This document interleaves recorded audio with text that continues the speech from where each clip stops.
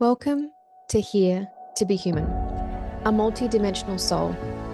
This is not just a podcast, it's a remembering. A space where soul meets skin and the sacred meets the messy. Where spirit is not something you escape into, it's something you embody here in this beautiful, chaotic, breathtaking human life. Each episode is a living transmission, a weaving of energy, truth, reflection, and remembrance, with questions for your soul, messages from beyond, and invitations to meet yourself in ways you've never dared to before. Whether you're walking through shadow or starlight, you belong here. I am Julie, your guide, your mirror, your voice in the void. This is Here to Be Human, and you are right on time.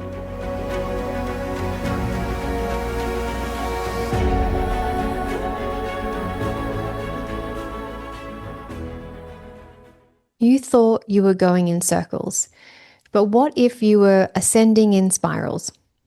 This is Here to Be Human, a multidimensional soul. Season 2, episode 4, The Path Isn't Linear.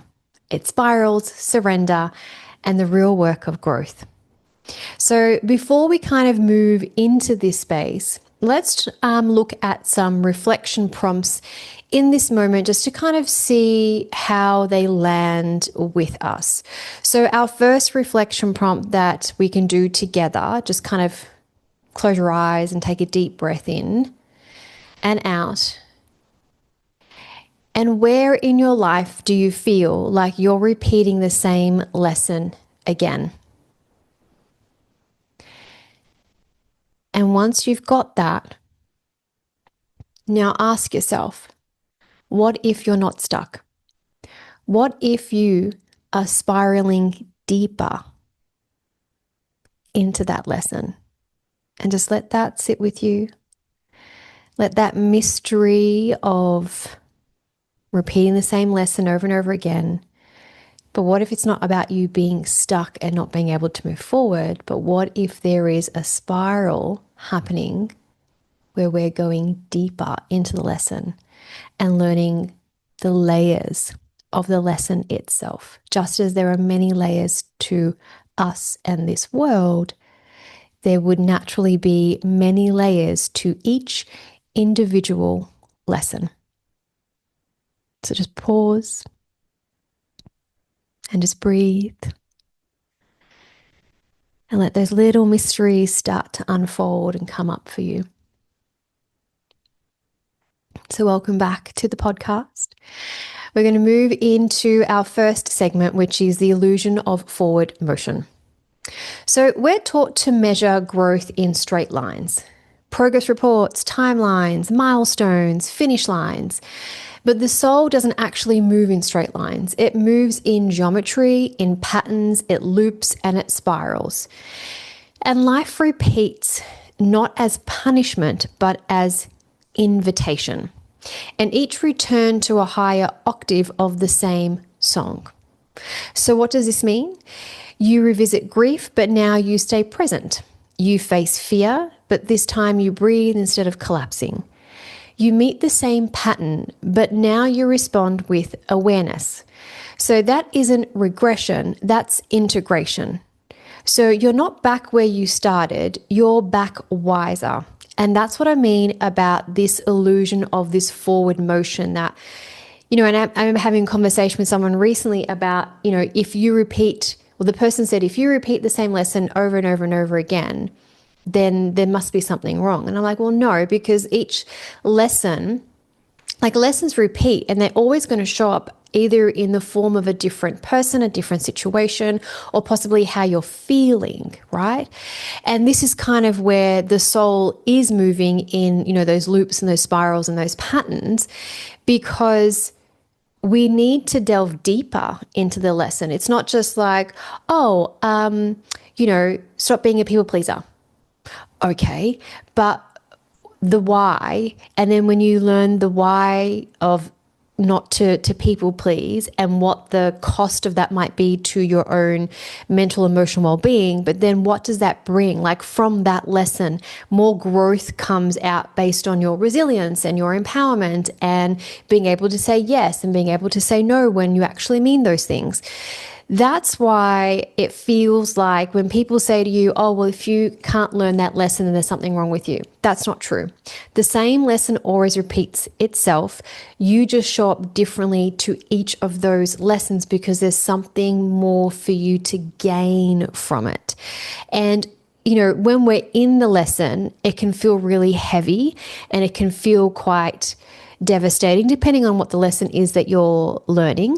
And the last couple of years we've all been learning about connections and partnerships and money and all those type of things just based on how certain planets were positioned. And so a lot of people went through a lot of betrayal. But that doesn't mean when you keep going through betrayal after betrayal, there's nothing wrong with you. You're just learning different aspects of it because there's so many layers, hence the spiral. And there's this massive illusion that, oh, we're always moving forward. And we're not always moving technically forward. And I've said this in season 1 in the podcast about how when we're ascending, it's like a staircase, like a spiral staircase, because we are twisting and turning and looking at things from so many different angles, and that we always talk about the path. We never say, oh, your spiritual journey is in this forward movement motion. It's not. It's you are on the path, and every step that you take gets you to the next thing that you're either meant to learn or to evolve or to grow into. That's kind of what we're talking about here. Okay, which is really important to when someone says, oh, you've made the same mistake again. Ba-bam.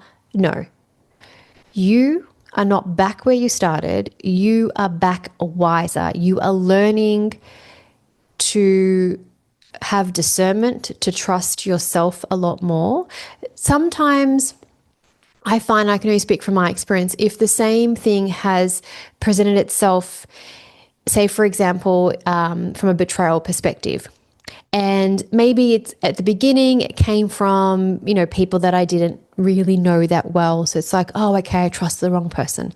Then it starts to happen in your acquaintances or, not like your super, super close friends, but like acquaintances. And you're like, oh, did it again. Or you hire a mentor and the same thing happens. You're like, oh, what's going on here? But they're presenting themselves in different formats because there's something for you to learn. Because the thing is, when it happens with people that you don't really value in your life, that's the beginning stages.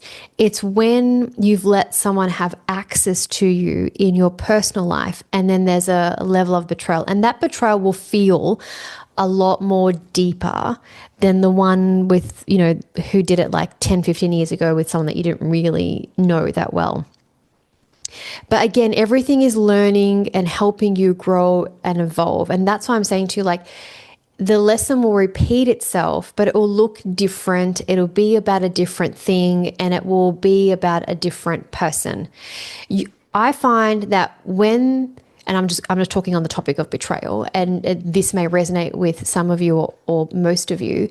When the betrayal is from someone that you trusted or was very close to you or had a lot of access to you personally, it's like there is as much, once you go through the betrayal and you go through all the emotions of, the grief and the sadness and the anger and the frustration and the why me and all that type of stuff, and then you kind of sit in your power, there's almost like a surge of energy that takes place that then it's almost like you're saying to yourself, you know what? Thank you for that lesson, because I'm now way more stronger. I know myself a lot more. So sometimes the deepest betrayals with the ones that are the closest to us are the ones that help us rise the most, because the ones that are distant to us, we're just like, oh, well, maybe I just made a mistake, and whatever, la, la, la, and you kind of push it to the side, and you may not necessarily take all of those learnings because as far as you're concerned, they're not important to you, or that person isn't important to you. But when it's someone very close to you, all of a sudden you're like, whoop, hang on a moment. How did this all happen? And it does make you a lot more stronger. So here is a question that we're going to go to spirit with. Very exciting. Alrighty. Now, and again, like this can be something that you can either channel yourself or you can use it as your own prompt to sit down and down the track kind of see what comes through for you. So our first question to spirit is, why do we return to old emotions even after we have quote unquote healed them? Why do we return to old emotions even after we've healed them? Okay, so emotions, I keep getting shown and being told like emotions are recycled. And it's kind of like what we were talking about before about the spiral. And sometimes what ends up happening is old emotions will come through because we're recycling them. Something else has triggered us to remember them. Or maybe it's just your body is now ready to release and surrender to the healing. Sometimes what ends up happening is we go through a healing process and it makes us feel better. And then we kind of say like, oh, I'm healed, right? In quotation marks. Because healing is an ever-ending thing. There's no such thing as like, I'm fully healed and I'm like perfect. No such thing. But you can continue healing aspects that come up or that are showing up for you that are causing you a little bit of distress or disharmony.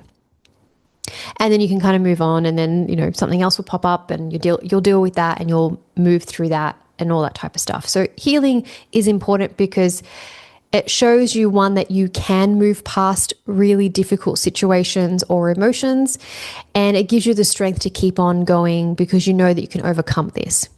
So when we return to old emotions, it's because now your body is ready to fully release that old emotion because you have surrendered to that no longer being a problem for you. So like I said to you, when we go through healing, we talk about it. Maybe we have energy stuff. Maybe we have other aspects of it. Maybe there's a psychologist.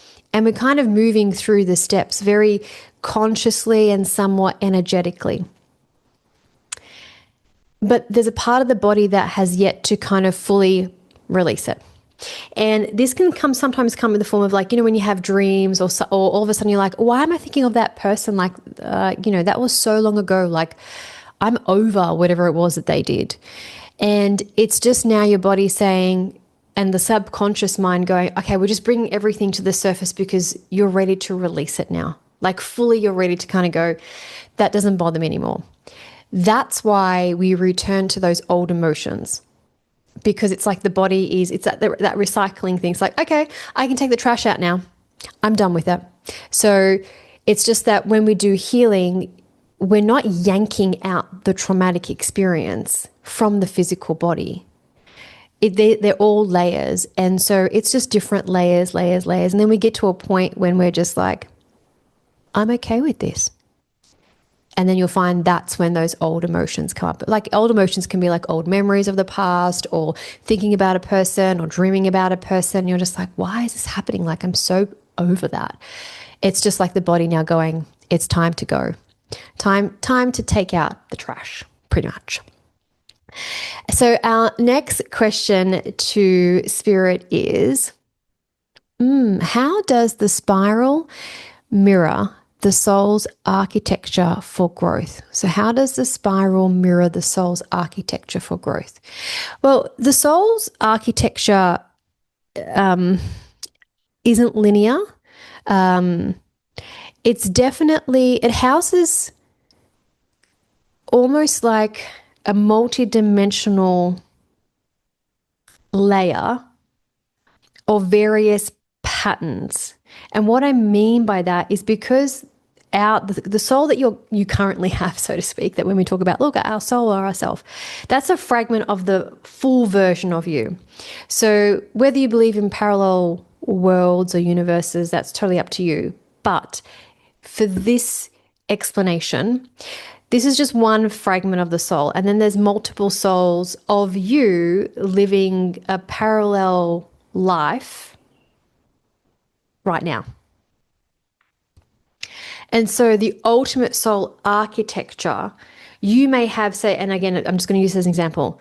You may have a sacred geometrical pattern running through you, but your other soul has like a loop, and the other soul has a pyramid kind of vibe, or a hexagon or whatever, right? As an example. And so what ends up happening is the spiral of our learning, so nothing linear, everything is spiral. Once I learn something here, I'm adding data to that particular architecture or that particular pattern or shape. And that's going into the bigger realm of the universe. Then what ends up happening is me in a different world is also doing something, and then that data goes into the soul's architecture. And so there's a bigger soul. So think of like an overarching soul, and it's fragmented off. Even though it's fragmented off, what I'm learning and how I'm evolving is also how the other parts of me in different worlds are also evolving and growing. And so I'm learning off them, or the other version of me, and they're learning off me, because it's all signals going out into the universe, into this bigger architecture of my soul. So think of my soul's overall architecture is out in the universe, and I'm just a part of that architecture, and other parts of me have their own connection to different angles of the architecture. And so the more that we feed into the architecture, the more the signal of our overall soul is funneling those lessons or insights or messages into the soul that I know it to be and what I can actually feel into. So that's how the spiral is mirroring the soul's architecture and how we actually grow. So you'll probably find, if I just break down even a little bit more, you know, when sometimes you wake up one day and you're just like, I got that now. I know what I need to do. It's like sometimes you go through all this healing, and then, you know, weeks or months later, like you forget about it, and then you wake up and like everything is integrated. And you're just like, oh, wow, I feel like a different person. I totally get where that's coming from. In hindsight, I see that now.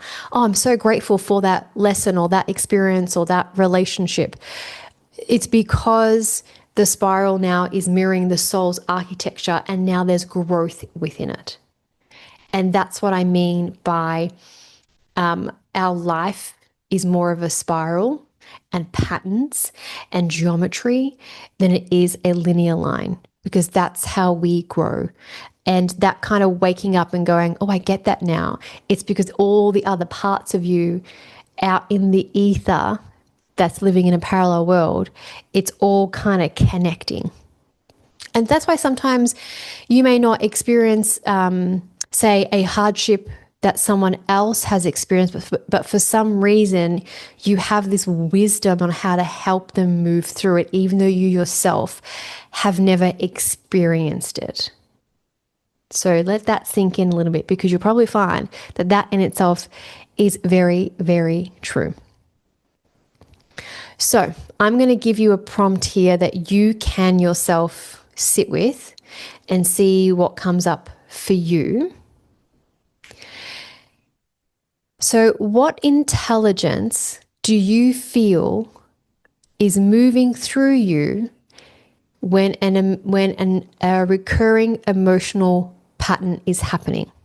So when there's a recurring emotional pattern that's happening, sit with it and see what intelligence is moving through you.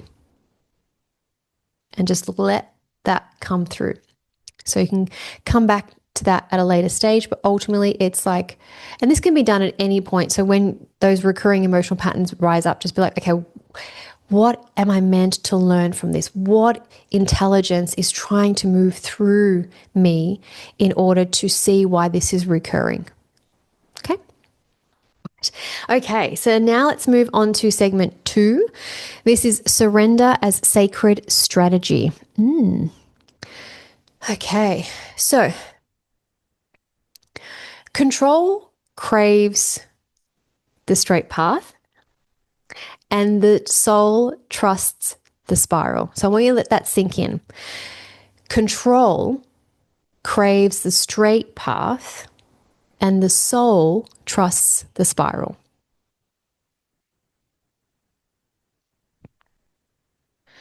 So sometimes evolution looks like rest, saying no, slowing down, or possibly even re-grieving what you thought was done. So have you ever had those moments where out of nowhere you're grieving a part of you or an aspect of yourself that doesn't really bother you anymore, but somehow it's just resurfaced itself?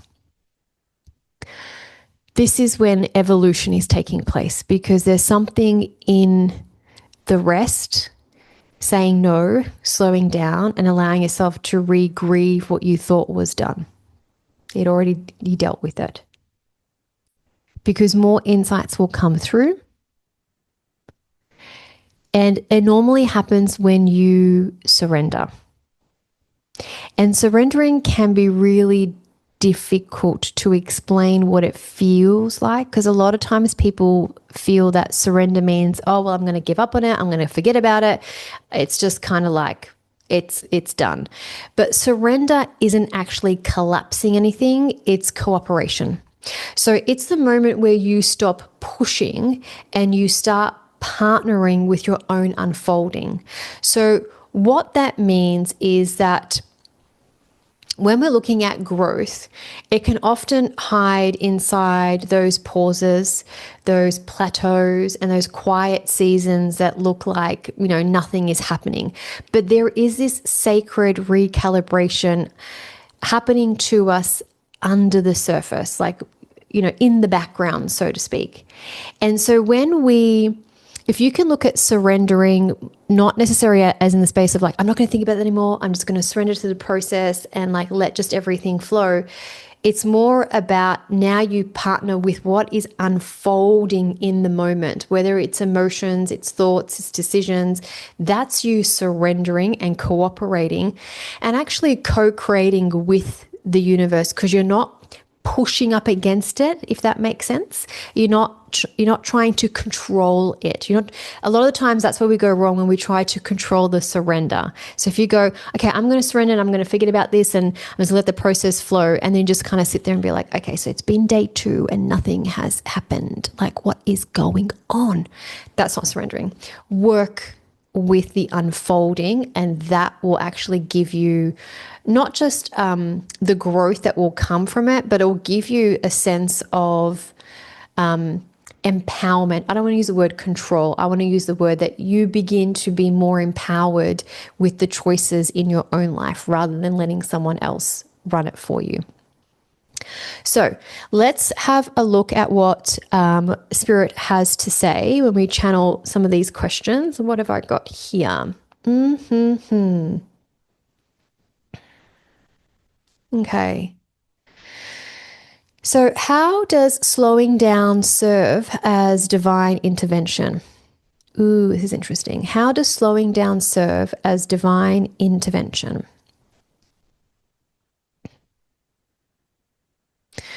Slowing down actually allows you to see situations that you weren't thinking about more clearly. So when you're go, go, go all the time,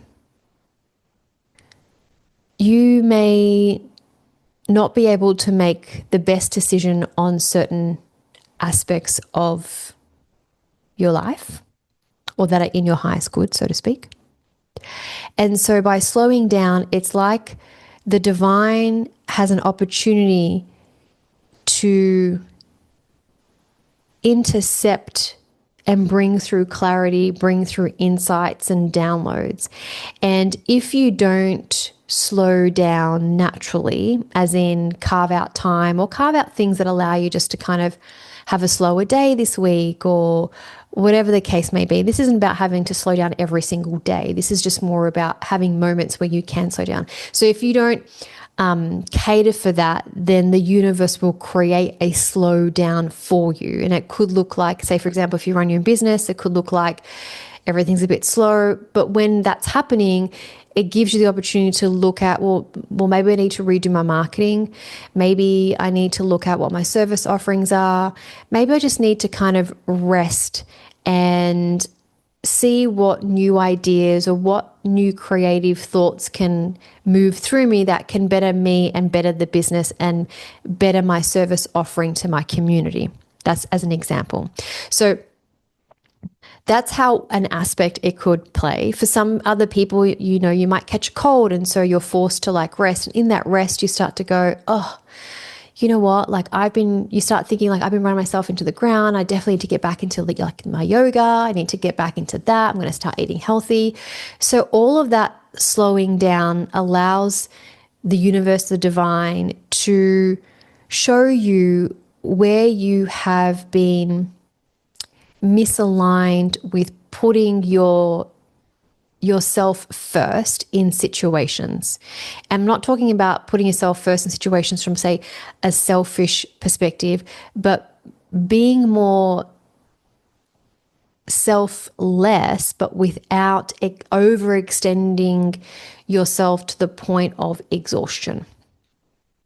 So that's how the slowing down serves as divine intervention. Okay, what is our next question? Ooh.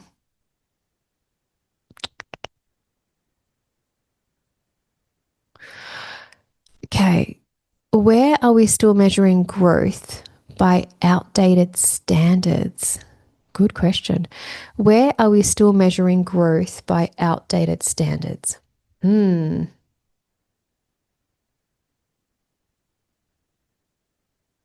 Okay. We're still measuring these, and it's funny, like I keep getting shown, this sounds so weird, because I'm not an astrologer, so I'm just going to say it. Capricorn season.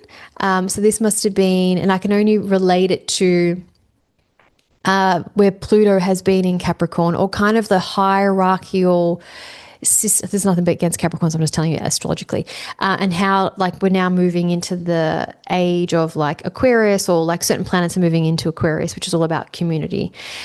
So we're still measuring growth through old structures. And this can be, and I feel like I'm getting told about the Capricorn aspect more so because Capricorn is like the hard worker. It's all about structure and framework and, like the I in the situation, as opposed to Aquarius being the we in the situation, and community and innovation and integration. So it's kind of like I keep getting shown like there's two opposing forces at the moment that are playing out. So even though certain planets are shifting and changing, like 2025 has been the year of a lot of release and retrogrades and like somewhat moving forward, then moving back. And 2026 is more about forward momentum and moving and like really making some big changes. So I feel like what they're trying to say, or what Spirit's trying to say, is that we're still measuring our growth on an old archetypal system that only favors the individual who doesn't acknowledge community or has stepped on community to get to where they want to go. So it's this great divide of, here are, I don't know, like if you have all this wealth or you have all this materialistic, if your life is all this materialistic thing, then we're measuring ourselves based on that, when that actually, over the course of the next, 20, 50, 100 years that's going to be outdated. And so we need to stop measuring ourselves on old paradigms, on old systems that haven't actually served us well. It's the old systems that has kept us in traumatic loops because not everyone is being heard equally. It's always about if you have more, then you can what's the thing on the Monopoly board? Do not pass go or whatever, or like jump straight to the line. That's kind of how it comes across, right? And so we need to move out of that because that's the outdated standards. But also, growth isn't an external thing. And that's the other thing with Capricorn, why I keep getting shown this Capricorn thing is that old hierarchical system is about like what you see. So you can see what someone has materialistically, but their soul could be empty. And so we need to stop measuring growth on a materialistic external thing that you can see. And we need to start looking at measuring growth on how decent a human is, how evolved and rich their soul is, because that is what you're going to see in life. Because if we really wanted that hierarchical thing that we've been told we want, then why do so many people write stories and do documentaries on these beautiful individuals that lead lives that are either based fully on like their tradition and they're free and they're out in nature, or even people that have a life that might be for them, or like the hierarchy perceives it as being simple and not much drama, yet they're the people that everyone idolizes from a soul perspective and that level of fulfillment. Yet we always go back and measure everybody else on the bullshit of this old hierarchical, outdated system that more is better, when really quality is what we should be striving for, not quantity. So here is your reflection prompt. Again, you can come back to this at a later stage, but just let the body breathe and ask yourself, where are you still trying to heal in a straight line? And where could you soften, release control, and trust the spiral instead? So where are you still trying to heal in a straight line? And where could you soften, release control, and trust the spiral instead?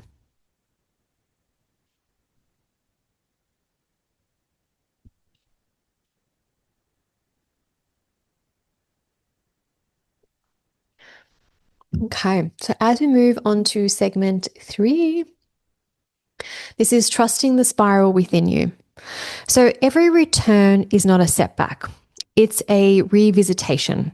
So you're not back at the beginning. You're meeting an old truth with new eyes. And that's really important for you to understand. You're never back at the beginning. You're only meeting an old truth with new eyes, new perspective, and the lessons that you've learned along the way.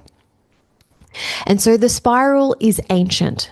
So the fingerprint of creation itself, the fingerprint, our fingerprint is spirals, and it's not a straight line, right?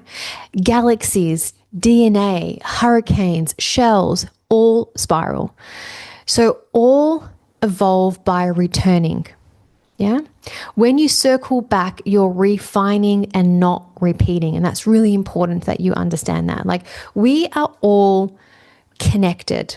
We're connected to the galaxies. Our DNA is connected to the galaxies, and it's connected to nature. It's connected to like the shells in the ocean.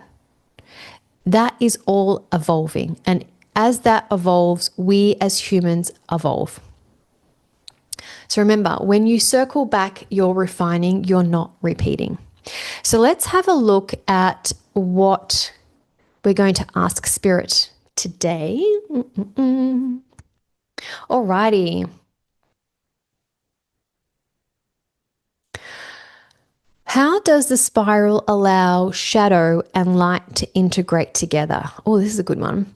How does the spiral allow shadow and light to integrate together?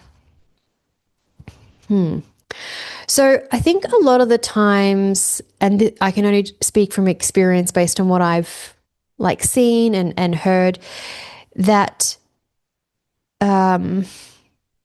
working, you need to work on the shadow, you need in order to get to the light or that type of stuff. They're not separate, right? And this is a really good question, which is why I was saying that spiral allows the shadow and light to integrate together. It's like the yin and the yang. So without the shadow, there is no light. Without the light, there is no shadow. You need both of those things. And it is a spiral. So as you're releasing something or working on something classified as like the shadow, now the shadow could be past traumas, past hurts, past ways of thinking or old belief patterns. And they don't have to be really big, heavy hitting stuff. It can literally just be like, I need to change my perspective on this because it isn't serving me. And as you start to work on that aspect, the light will open up naturally for you. So as you're releasing something that no longer serves you, all of a sudden clarity comes in. And that's how I'm referring to the light. Like clarity comes in, you're able to move forward on something with a lot more ease.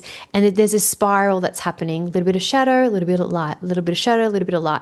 And so as that's happening, you are naturally integrating the learnings of the shadow and the clarity of the light. And when you let go of, say, some of the burdens, you open the door, which will bring in more light. That's how the spiral allows the shadow aspect of yourself to integrate with the light aspect of yourself together. And I'm referring the light as, say, divine soul yourself, and the shadow as your human experience. That's the best way to describe it. Think of shadow as your human experience and think of the light as your divine self. And so you need both in order to grow and evolve. And that's why they integrate together at the same time as the spiral is moving through you or through this experience as a divine being living a human life. Now, what's the next question we are going to ask? Do we have another question? Okay. What unfolds when we stop rushing and start revering our own pace? What unfolds when we stop rushing and start revering our own pace? I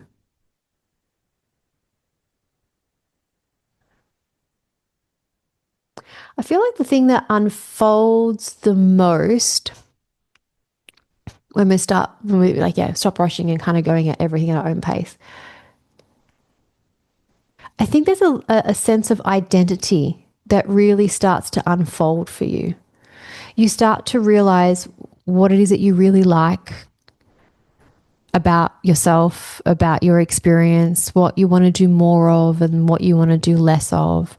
So I definitely feel like what unfolds is another layer of your identity, understanding who you truly are, possibly aspects of yourself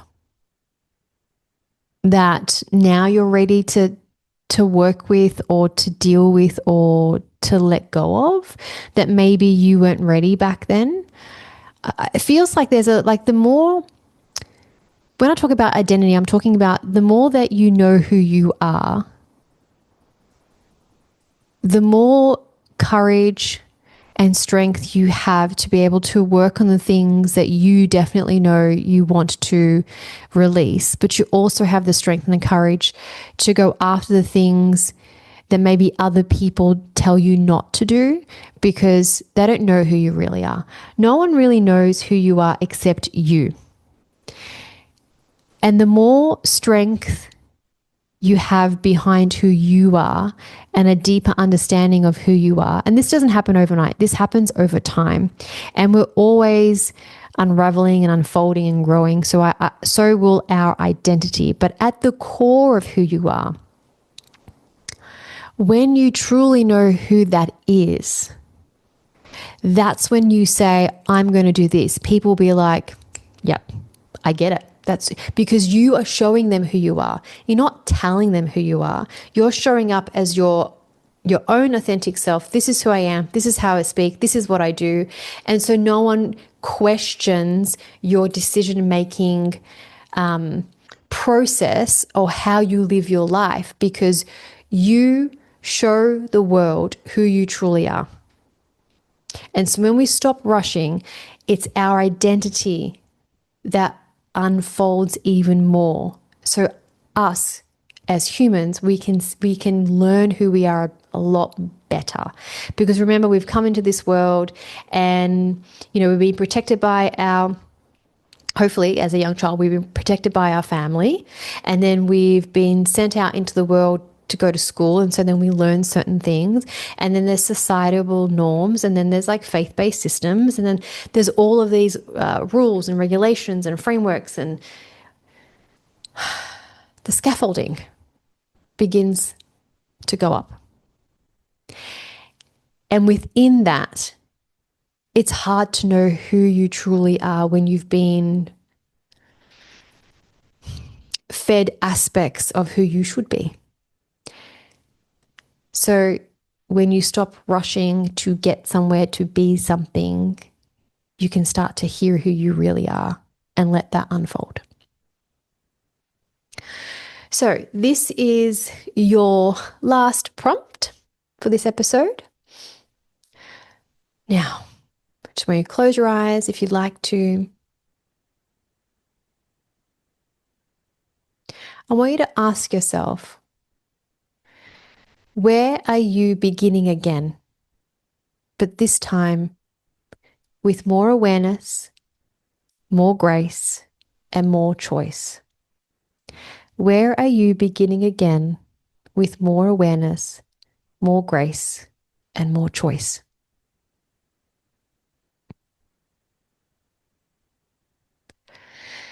And now we're going to move into our integration ritual, and this is I trust the spiral I am in. So take a moment to find a place where you can relax and close your eyes and take 3 slow breaths in. Try in through the nose and out through the mouth if you can, or whichever way feels best for you. Just 3 slow breaths. Inhale and exhale. And slowly bring your mind to a lesson or a pattern that keeps returning. And once you have it, I want you to ask yourself gently, what's new about this round? How am I meeting it differently this time? And what wisdom is emerging that wasn't available before?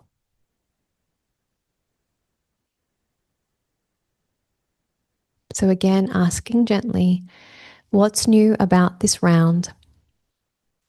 How am I meeting it differently this time? And what wisdom is emerging that wasn't available before?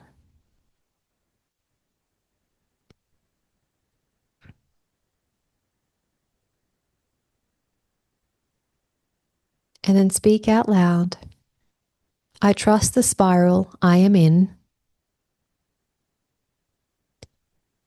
even when I revisit the ache, I am growing.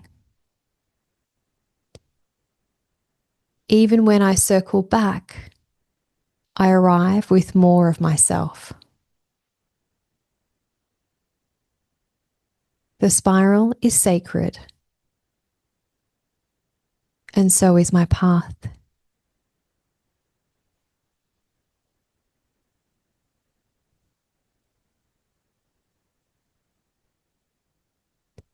And you can ask yourself, what lesson have I spiraled through, and what's different about me this time?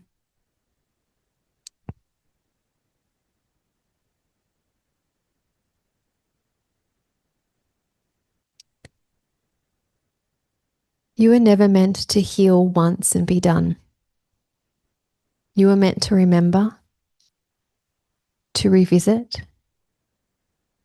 to return, each time a little more whole. And in our next episode, we focus on this sacred anger, when rage is a spiritual frequency. But until then, let go of the straight line, trust the spiral, and walk it with your whole soul. Thank you for being here fully. If today's episode stirred something in you, if you have a follow-up question, a reflection you'd like to share, or a way this conversation aligned with where you are right now, I'd love to hear from you. And if there are specific questions you'd like me to ask Spirit in future episodes based on what's coming up for you, send me a direct message at here.to.be.human.podcast on the Instagram page. Remember, your voice, your questions, your presence, they're part of this journey too. And if you'd like to connect with me more deeply, you'll find everything, sessions, programs, and updates over at www.moderndaymedium.com.au or on my Instagram page, which is at modern.day.medium.